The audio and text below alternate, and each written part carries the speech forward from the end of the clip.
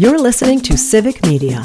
You can tune into any of our live shows on any radio station across the state with the Civic Media app. Find us in your phone's app store and listen anytime, anywhere.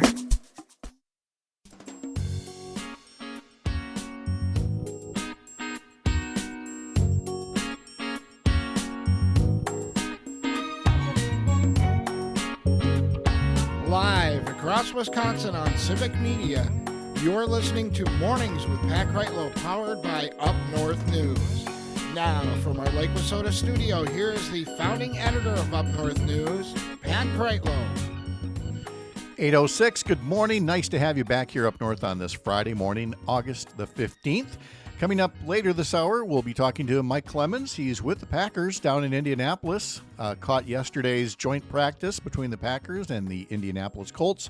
And we'll preview tomorrow afternoon's preseason tilt between the two squads and tell us about things like, Jordan Love's injury and how some of the other players are reacting to training camp so far. Of course, we'll talk about the Brewers' winning streak. Yeah, the free burger giveaway was announced. It'll be next week, Wednesday afternoon, from like 2 to 6 at all the George Webb locations. But forget the burgers for a second. I mean, it's a 12-game winning streak and potentially growing again tonight when the Brewers are back in action against the Cincinnati Reds. Coverage from Cincinnati begins at 5:05 this evening on several Civic Media stations. And it is Free Ticket Friday. If you haven't been around yet, to get the keyword to text in before 9 o'clock for your chance to win 4 tickets to the Brewers San Francisco Giants game next weekend, next Saturday. What would that be, the 23rd at American Family Field? Well, stick around. I'll give you that keyword in just a little bit. But first, we've got a forecast for the weekend. A little bit of steam and a little bit of rain, and then a lot of bit of rain, as the case might be. Here's meteorologist Brittany Merlot to tell us more about that. And is it still our understanding that, we know this thing's going to rain and rain and rain and rain, but we're still not sure where exactly it's going to park itself when it does that? Correct. We do not know just yet. It's been a headache. We've been watching it for many, many days. It first wanted to target the north. Now it's moving a little bit more to the south. But I would say heads up on I-94, pretty much from Eau Claire to Reedsburg, even into Madison. I'm going to put my target at heaviest rain right around there, if I had to say so at this moment. Potential there for over 4 inches, maybe pushing 6, 7 inches. We are looking at some of these model runs coming in quite heavy. So while I'm hoping it's only a widespread 2 inches across Wisconsin as we go through this weekend, there are going to be pockets of very heavy rainfall depending where the system sets up. So kind of the same thing as last weekend, where we've got the warm front through right now, heating up, hot, humid, some 90-degree temperatures both today and tomorrow far south in the state. It's going to be feeling like the low to mid 90s with the heat index and high humidity, so a lot of juice for the storms to drink. I like to say that because it's got, the more it drinks, right, the more it can dump. So that's why we're seeing these high rainfall totals with these above average seasonal temperatures right now. We should be in the low 80s, not low 90s. So we've got a lot of that heat and humidity to work with, and it's going to stick around tomorrow. It's going to kind of flirt in the southern part of the state, even into Monday too. So we're going to be dealing with this not only this evening, all weekend long, into Monday and even into Tuesday too, before this whole system clears on out of here. So multiple systems moving through with heavy rainfall. Some storms could be strong to severe today. They are going to start in Iowa and Minnesota later on this evening and kind of pushing into our area, definitely through the night with heavy rain. We could see some strong winds, plus the soil's already saturated. So with strong winds, we could see more trees coming down. It's easier to uproot those and push those down. And tomorrow morning, a big, strong wave wants to move through, especially northern parts of the state. Could be a bow echo with high winds. This is going to hit early in the morning tomorrow. Kind of eases by noon, but then sends more showers and storms south through the state. And then the rain ramps up again Sunday morning, Sunday night, and into our Monday. So stay safe out there. Make sure you're doing anything you can if you're going to be in a flood-prone area.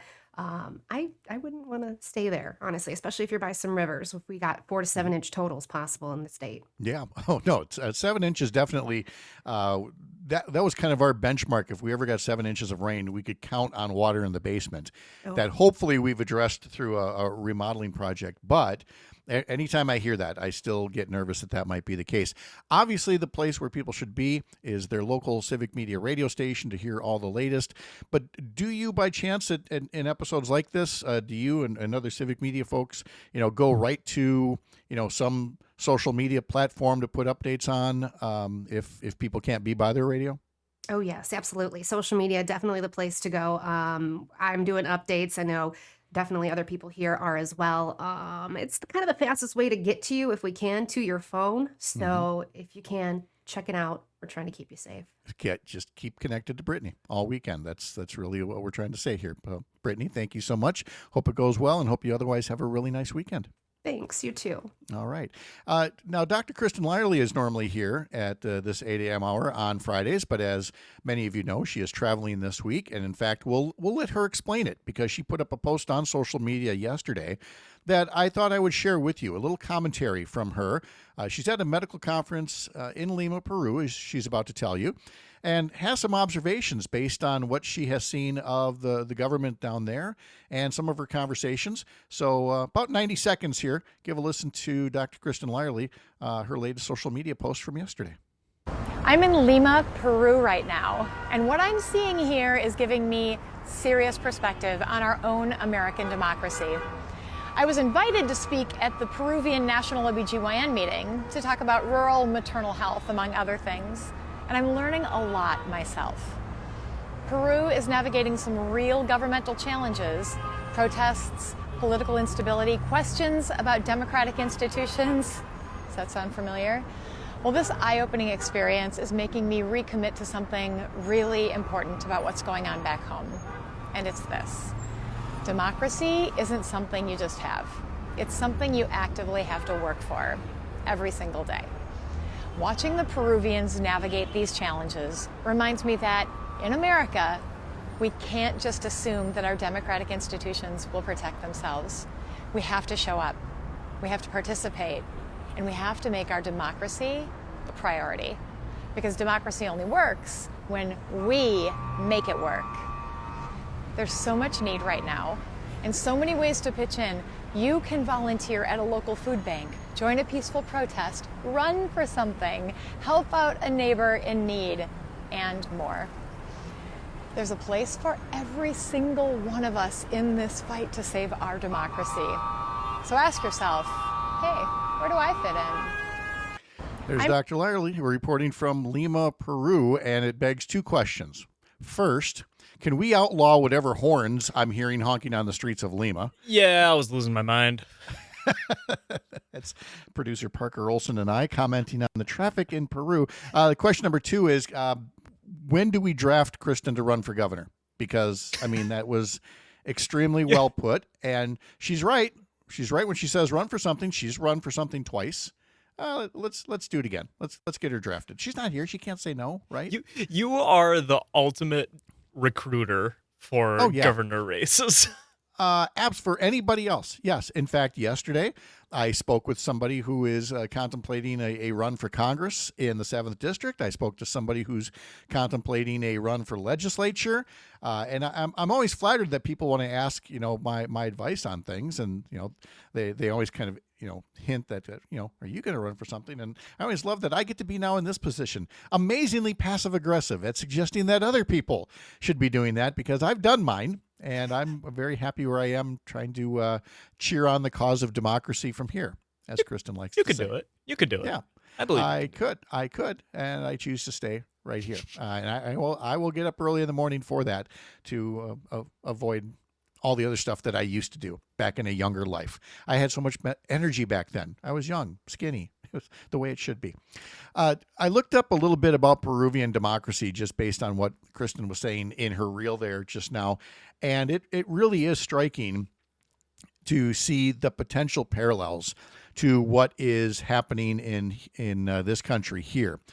In fact, the nonprofit group Freedom House, which rates democracies around the country, brought Peru down from a rating of free in 2022 to partly free last year because of the ongoing corruption and the way that there is almost no political institution in Peru right now that is not under the thumb of Congress.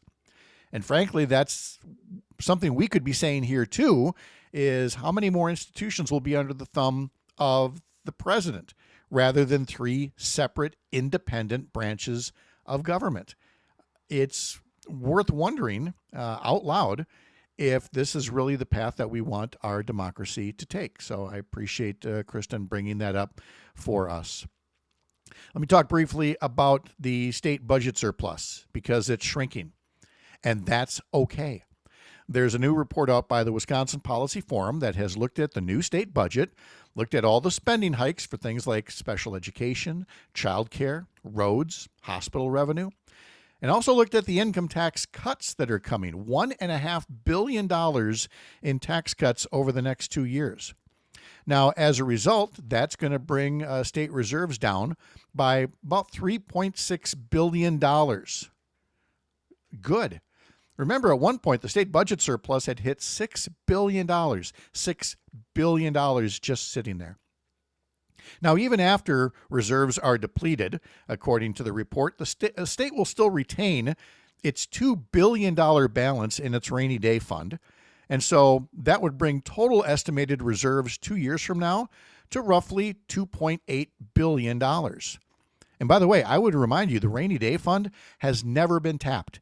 Even in 2020, as the pandemic was ravaging through Wisconsin, Republicans controlling the legislature went on a 9-month vacation, did not lift a finger to tap into that rainy day fund to help people who were in desperate straits and small businesses and others.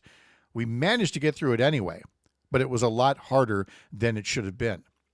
Now, the situation we have currently could be made worse because of Trump's budget cuts or a recession that he seems hell-bent on triggering here. So there are things that are out of our control. But I think we did the best with what we could control. With a Republican legislature and a Democratic governor, we found a balance of tax cuts and spending increases that did not make a lot of people happy, but it also at least put much of our budget surplus to work. And that's what it's supposed to do. It's supposed to work for us. It's not there to sit, and it's not there to be squandered. And as has been mentioned many times, Republican legislators tried 3 years ago to hold on to the surplus in the hopes that Tim Michels would become governor, and they would have loved to have held on to the full surplus this time around with Tony Evers not running for a third term, and again hoping that with a Republican governor and a Republican legislature, they could put it all down the rat hole of tax cuts geared toward the very wealthy. That's not the right way to handle the surplus either. It needs that kind of balanced approach. And when the surplus is fairly well depleted, and we have to go back to, normal budget balancing, finding the right mix of spending and taxation, I would hope that we stop trying to engage in giveaways, especially of the tax cut kind. I look at that manufacturing agriculture credit, which essentially eliminates the corporate income tax in Wisconsin, a massive giveaway with no requirement needed to prove that you've created jobs. It would be nice if we could get to a new normal of fair taxes and fair spending and a balanced budget approach that doesn't have these wild billion-dollar swings one way or another. But to do that, we're going to have to put some good people in office starting next year. A local update is next for some of you, and coming up in about 15 minutes, we'll talk to Mike Clemens live from Indianapolis. I'm Pat Kreitlow. This is the Civic Media Radio Network.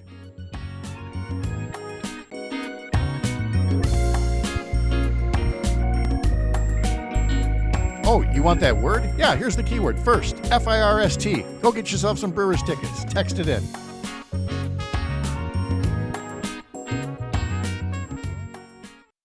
You're listening to Civic Media. Stay up to date on the latest news and information for your local community and Wisconsin by signing up for our free email newsletter. Visit civicmedia.us/email to get started.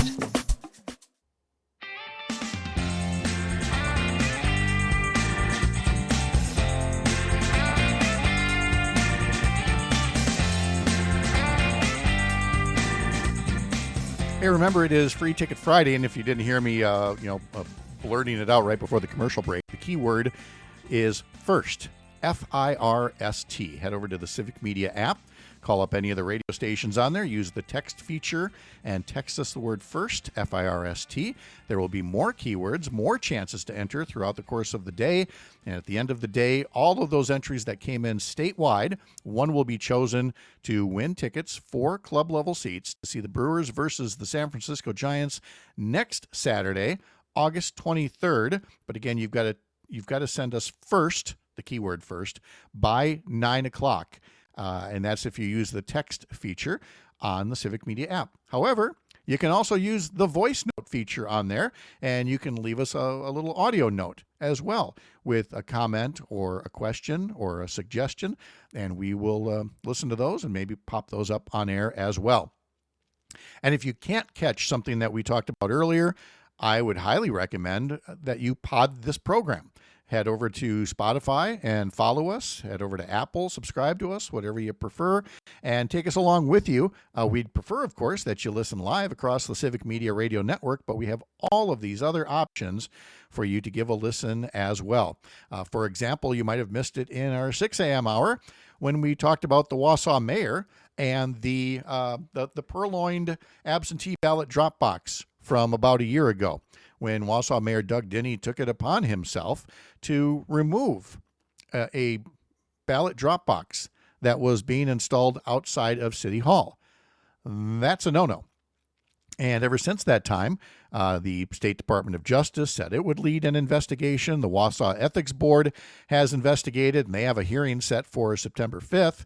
But the Marathon County District Attorney also sought a special prosecutor in order to avoid any apparent conflict of interest. And so the Marathon County District Attorney has put that request out for a special prosecutor, and the special prosecutor has just been named. And it's the Fond du Lac County District Attorney, Eric Toney, which is kind of weird given that Mayor Doug Denny has been spouting the Republican talking points meant to undermine the integrity of absentee ballot drop boxes. And Eric Toney was the last Republican candidate for Attorney General and might be the next Republican candidate for Attorney General or governor or something else. There are 70-some district attorneys all across Wisconsin. Why the Republican district attorney in Fond du Lac County, who recently ran for Attorney General on what was a blatantly political move by the mayor of Wausau? It just seems that we may not see the consequences that an action like this merits. And if we don't, it means there's going to be more monkeying around next time. And we can't predict what kind there will be. Whoever would have thought that a mayor would grab a little dolly handcart there and not only move an absentee ballot drop box, take it away, but take pictures of himself in the process and brag about it, saying, well, I don't believe that this is how this should be done, when it's not his call. It's not his call. It's written right there in state law, and yet there have been no consequences yet. And with the naming of this particular special prosecutor, I will just simply say that confidence isn't exactly high that we're going to see some consequences here. And then we'll have to see what happens next year in terms of actions and perhaps consequences for them. All right, one more note. I would normally want to save this for next week in our climate check report, our little feature with Melissa Baldoff, but since it's relatively new, I wanted to salute the Racine Unified School Board for voting on 4 solar panel projects that are looking to save the Racine School District nearly $12 million over a 25-year period. This is a solar panel project that will, according to the Chief Operations Officer, maximize self-funding sources and deliver strong financial returns. What do we mean by self-funding sources? Not having to raise taxes to do this because of the way that the funds are coming from elsewhere. The $5 million installation cost is being offset in large part by $1.1 million in federal incentives. What are those $1.1 million in federal incentives? I called down to the Racine School District yesterday just to confirm that indeed it is President Joe Biden's Inflation Reduction Act. and the funds that are being made available to school districts, businesses, homes across the country to make these investments in solar energy. In the Racine School District at GI Case High School, a rooftop solar project is expected to offset 30% of their energy use. At Gifford K through 8, both roof and ground solar panels will offset 45% of their energy use. At Goodland Montessori, 93% offset of energy use through solar panels. And at Walden Middle and High School, a rooftop solar project is expected to offset 22% of energy use. And again, all told, $12 million in savings over 25 years. That will lead to a nearly 10% reduction in electric and natural gas incentives. Along with the $1.1 million from the federal government comes another $62,000 from Focus on Energy, which folks know is a partner in the state with Wisconsin utilities that give incentives and rebates for renewable energy projects. So every time you hear somebody like a Tom Tiffany, he loves that phrase, green new scam, or however it is that they like to. Derek Van Orden doing the same thing. When they're voting against job creation in their own districts, when they're voting against you saving money through taxes that you don't have to pay for energy bills that are as high, just remember that for a convenient partisan talking point, these are folks that are willing to trash real savings and not to mention cleaner energy sources, which are good for all of us in the long run. Mike Clemens is coming up next from Indianapolis to talk Packers and Brewers on the Civic Media Radio Network.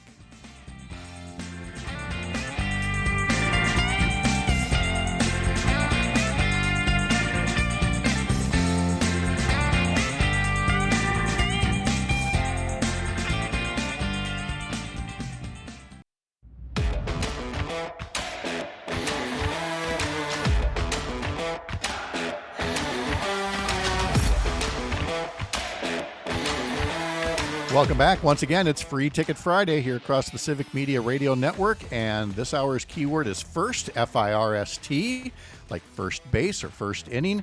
Text FIRST through the Civic Media app and be in the running. More keywords throughout the course of the day, and then all of those entries statewide across all the stations will have one lucky winner chosen to get 4 club-level seats to see the Brewers versus the San Francisco Giants next weekend, Saturday, August 23rd. It's an evening game. Again, you got till 9 o'clock to text us FIRST, F-I-R-S-T. Let's turn now to Mike Clemens, who had been reporting from Packer training camp in Green Bay. He's still reporting from the Packers, but this time we forced him to go to Indiana, where he joins us now to talk about what's happening with a joint practice against the Colts in Indianapolis yesterday. There's a pregame coming up tomorrow. Mike, good morning. How are things in Indianapolis? Hot, sticky, humid, about 92 degrees out there yesterday, Pat. We had a joint practice with the Packers and the Colts. I had kind of a nice brush. It's something I got to say something to someone that I kind of been waiting to do for 15 years. Oh, and that's okay. You drive into the Colts facility, which is north of town, Carmel, Westfield, beautiful community like Rolling Meadows, giant houses, kind of expensive neighborhood and stuff. But then you get to this facility, it's got 17 different fields.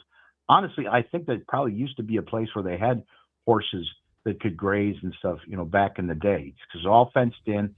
They've got grandstands. They got like an NFL experience where kids can play football or run the 40-yard dash and those kinds of things. And then you get in, and then there's some network people there, and there's some guys there from ESPN. And so I walk up to Ryan Clark, who was a safety for the Pittsburgh Steelers back in the day, along with Ben Roethlisberger. Mm-hmm. And so when I covered Super Bowl 45 with the Packers against the Steelers, with Aaron Rodgers and Clay Matthews and Charles Woodson, then you would go to the Packers in the morning, and then you go out to the Steelers in Fort Wayne in the afternoon. They played the game in Dallas. And after talking to Ben Roethlisberger, then we go over to a little press conference, and there's this safety, Ryan Clark. He took questions for about 20 minutes. And I called in, back to the office, and I said, that dude should be an analyst someday. So I got to go up and say, hey, RC, and I introduced myself, told him that story, and, got a nice fist bump. And for the rest of the day, he said, hey, Mike. And he would ask me questions about the Packers. But, he's great on ESPN now. So that's kind of fun when you get to make connections with guys like that. It's great when you see the potential early on, and say that these are people who can get something done, and recognize talent early on. Sometimes it's athletic, sometimes it's what they're going to do afterwards. I think of, when Christian Yelich was injured, and by the way, Roger and Stevens Point put on Facebook, it was a year ago today, Christian Yelich made an announcement on his social media that he would undergo back surgery, ending his season. What a difference a healthy and focused Christian Yelich makes. I'd agree, Roger, but Mike, you and I both know he had a really good turn in the broadcast booth while he was recovering. And, some athletes can make that turn, others cannot. So that's a pretty good ear out of you to be able to catch that. Yeah. Well, and the other thing is, though, you learn that you have to find these guys to help you explain what's going on with the games. That's how and you listen to the coaches and you kind of build that relationship to, what are the challenges that they're facing. So one other surprise was, well, here's Jordan Love. Oh, okay. Because last week, Saturday night, against the Jets in his last play, Jordan Love goes back to pass, gets sacked by the Jets, and bangs his left hand, his non-throwing hand, on a helmet. He comes out to practice on Monday to try and test it out, this sore left thumb. And, it's like rubber. It's just the grip isn't quite there, and you're handed off and stuff. And who knows, maybe there's some pain. He's not going to let you know that. So after talking to the doctors, they fly him out to a specialist in Los Angeles. He has surgery, so he joined the team. Now, Pat, he's got this cast that completely covers his left arm. I mean, it goes all the way around. It's thick, man. They're going to need a jackhammer to take that thing off. But we got to talk to Jordan Love and ask him, all right, so what happened? Had a thumb injury, torn ligament in my thumb, and we did a surgery to repair it. It's UCL injury. So, just had a surgery and, on the road to recovery. And to which people, I'm sure, all said, wait, you did what? You had surgery? But again, the non-throwing hand. So what's the long-term prognosis here? On a torn UCL. Mm-hmm. I go, wait a minute, UCL. Okay, I'm no Dr. Christian Lyerly, but that's the ligament that connects the elbow to the wrist and to the thumb. If that is in the elbow, you have Tommy John surgery as a baseball pitcher. You're out a year. Yeah, you're out a year. So that ligament is what connects the bones in the thumb, the opposing finger, and so that's what he had repaired. Now they're claiming that they can cut that cast off by this time next week. Maybe he can stand out there for a couple of individual drills. His training camp's essentially over. Yeah. But they're hoping that by the first week of September he can get back, get into practice, and get ready to take on the Lions on September 7th. So then in the meantime, we had this joint practice. They're getting ready for their game tomorrow against the Colts. So it's Malik Willis, the backup quarterback, who actually beat the Colts when Love was down with a knee injury last year. But, who's he got to throw to? Because Jaden Reed, like your top numbers receiver last year, he's been out now. He's got a foot injury. He's out there with a walking boot. Dontavian Wicks has been out with a calf injury. And then Romeo Doubs, who's had a really good camp. He goes out for a pass the other day, collides with the Packers safety, Evan Williams, and he's out with a back injury right now. So that leaves you with, Matthew Golden, the first-round pick, who looks great, looked good in practice yesterday.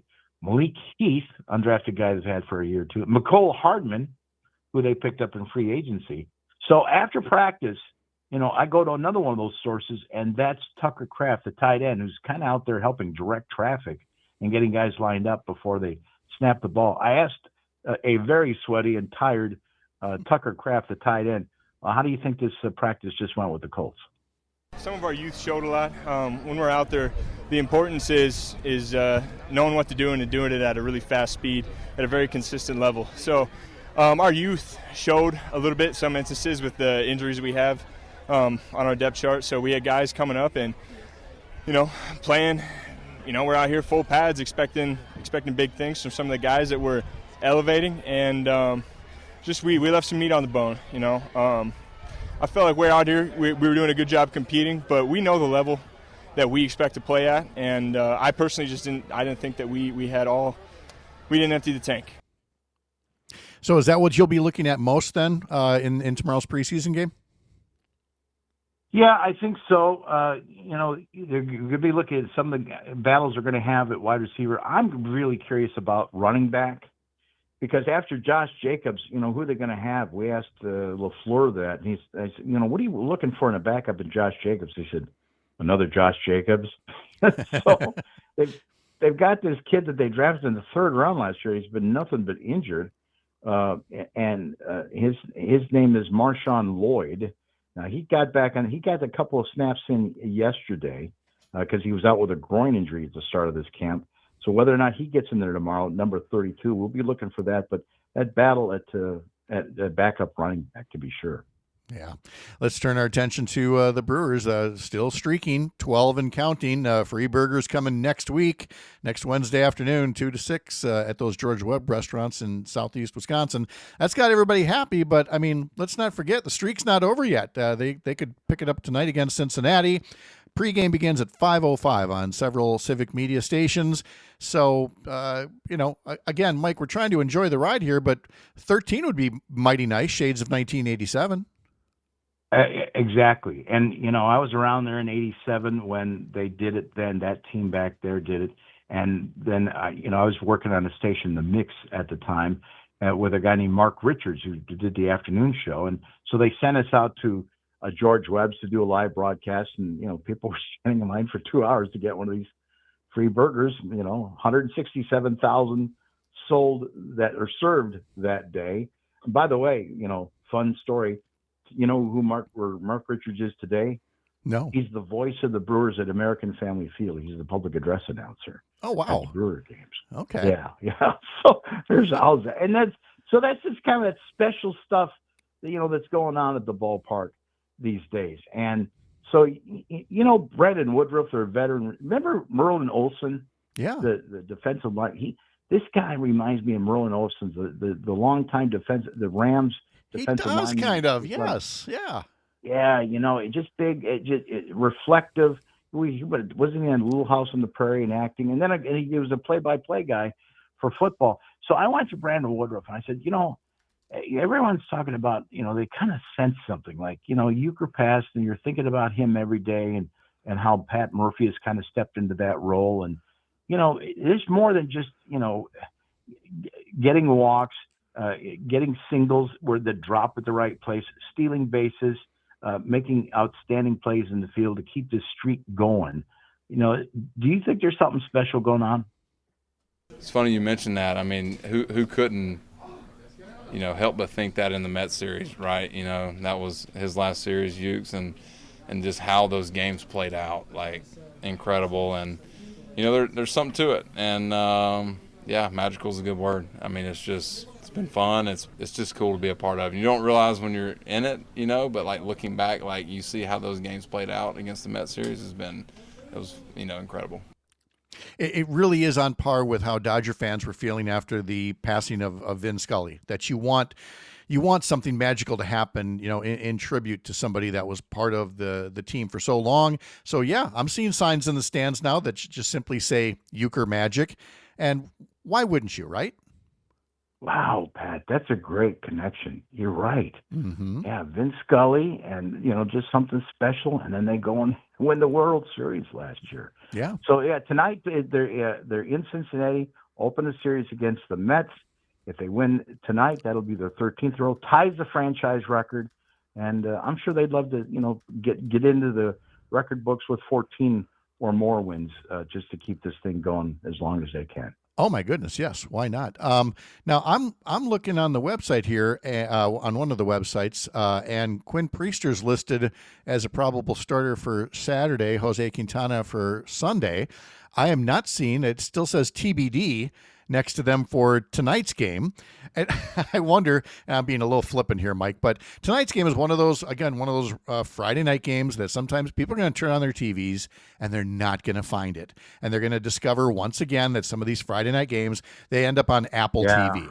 And now I've got Apple TV. I'll watch it, but a lot of people are going to be disappointed. They can almost think, the Brewers are like, hey, nobody's watching anyway. It's on Apple TV. We'll name a starting pitcher later on, right? Yeah, it's revenue, man. These leagues. I mean, it's like I don't know why they get away from the average fan having to play a cat and mouse game to find out where's the game tonight. But they get so much more additional revenue. That's why they have these streaming videos. And there's going to be more of it, not only for football but baseball and basketball too. Yeah, exactly. And by the way, a reminder that the George Webb people will start handing out vouchers as well here for free burgers. You don't have to wait in line next Wednesday, but however you celebrate it responsibly. Don't eat that hamburger too fast. Mike Clemens, enjoy Indianapolis. We'll look forward to a report next week. Have a great weekend. Safe travels. Thank you, Pat. All right. Take care now. Hey, we will have a local update next for some of you. And if that's the case, then have a great weekend. We'll see you back here bright and early, 6 a.m. Monday here up north. For the rest of you, we'll have some final news and notes from Lake Wissota right after this on the Civic Media Radio Network.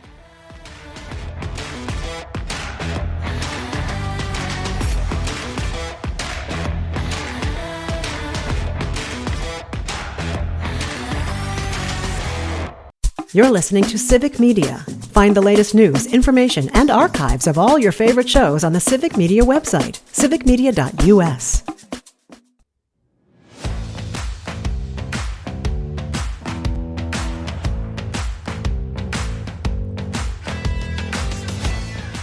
Last call for Free Ticket Friday for this hour's word. First, FIRST.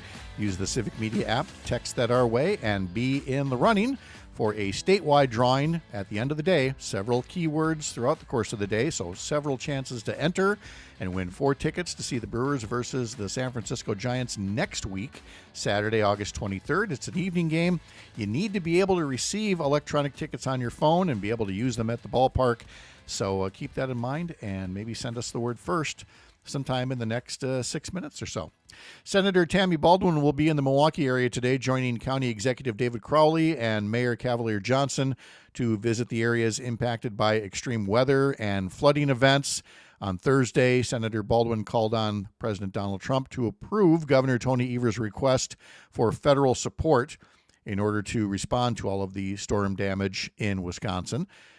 Again, I would hope that Trump follows through, even if you have to say, you carried Wisconsin last year, so technically it's a red state for you, and that would free up the funds. So long as he frees up the funds for all of the victims and doesn't do something juvenile, like, say, exclude Milwaukee County. And I don't even, it's weird to even think like that in this day and age, and yet, given his past precedent, that's exactly the kind of thing that could be happening. Up North News has a newsletter that you can subscribe to, one for the weekdays, one on the weekends. And in today's edition, there is a bit more about the George Webb Burger giveaway that's happening next Wednesday. However, starting today, you can also swing by one of the George Webb restaurants and get a voucher good for a free burger at some point in the future. Also in today's newsletter, a link to a story that we talked about earlier. Most folks aren't really into, cemetery tours and finding the graves of famous people, but other people are. And there are more than a dozen famous folks buried in Wisconsin who might be on somebody's, bucket list to see in terms of graves. They include people like, Les Paul, who is the father of, the electric guitar and other music and much more. So again, that story's on our website. And you can also find a link in today's newsletter. Sign up for that over at upnorthnewswi.com. And of course, we've got our Sunday morning newsletter that I'm going to be working on today with some of the big headlines of the week. And then I've got to come up with a new question of the week as well. And this one was really good this week. Good responses by folks about whether politicians should keep their personal social media accounts or ditch them during the time that they're in office. And there are people that say, nope, you should keep them because we get to see what they're really like, even if what they're really like is not a nice person. Others say that it should be deleted. You should just focus on your job. And so we appreciate all the answers. We'll come up with a new question. So subscribe in time to get our Sunday morning newsletter, Sunday Mornings with Pat Kreitlow, again over at upnorthnewswi.com. Coming up a little later on the Civic Media Radio Network, the Maggie Dawn Show from 4 until 6. Maggie's guest at 4:30 will be Lowell Barrington discussing today's Trump-Putin summit in Alaska and what will happen next in the war between Russia and Ukraine. I'm always loath to say war between Russia and Ukraine. It was Russia's invasion of Ukraine, and whether Trump is a help or a hindrance in there. And then at 5:50, Maggie's going to be talking with Laura Berg from WFHR, our civic media station in Wisconsin Rapids. And that's because WFHR is celebrating its 85th anniversary. And as part of it, there will be a nice party in the parking lot there next week. And we're going to take the show there, too. I'm going to travel down, and we'll be doing our show from WFHR in Wisconsin Rapids to Wednesday morning from 6 until 9. And so we invite you to listen in. We'll talk a bit about the history. And one thing I'm not going to give away is we're going to tell you, what does WFHR stand for? It's like a lot of old radio call letters. Some were named for companies, some were named for people. Not everything has a very obvious connection to, the particular city that they're in. I mean, like the TV station where I worked at, WEAU. Not tough to figure out that EAU is from Eau Claire. But others have definitions that you would not be able to come up with. And that is definitely the case over with our friends at WFHR. So stick around Wednesday morning, and we'll answer that question for you as well. If you missed it earlier, we talked about how President Trump is going to be nominating a new upcoming judge on the 7th Circuit Court of Appeals. And he's doing so without consulting the senators from that state, Ron Johnson and Tammy Baldwin. The White House has decided to go on their own, going rogue essentially, interviewing nominees on their own. And according to Dan Bice in the Journal Sentinel, that nominee for the 7th Circuit Court of Appeals here in Wisconsin is going to be Assistant U.S. Attorney Rebecca Tableson, my apologies. She's one of 2 candidates for the post who had been recommended by a judicial nominating commission that was set up by Senators Baldwin and Johnson. So the 2 senators, one of the things that they agree on is how to vet these candidates for federal judgeships. And then they make recommendations. Well, they set up the commission, and the commission had recommended them. But in terms of whether Tammy Baldwin and Ron Johnson would recommend that person, it hadn't gotten to that point yet with Rebecca Tableson. It's just the White House going on their own.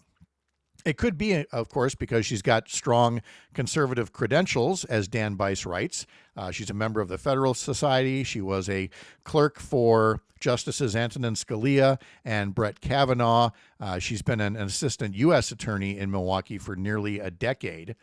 So now we'll see if she does come up for confirmation, is put on the bench, and then whether she is truly an independent judge or, the latest in a long line of Trump sycophants that have been put on the bench with lifetime appointments. I'm Pat Kreitlow, founding editor of Up North News. Up North News is part of Courier Newsroom, a pro-democracy news network. Find more at upnorthnewswi.com. Thanks so much for being a part of our week here. Matt and Air on Air is coming up next. I'll see you Monday morning, bright and early, 6 a.m. here up north. The national news cycle never stops, but it can be hard to find news about your local community. Civic Media is dedicated to providing quality local and state news coverage across Wisconsin. With the Civic Media app, you can get notifications about local stories that matter to you and your community. Find the free Civic Media app in your phone's app store and choose notifications from the menu to tell us what kind of news you want to hear about.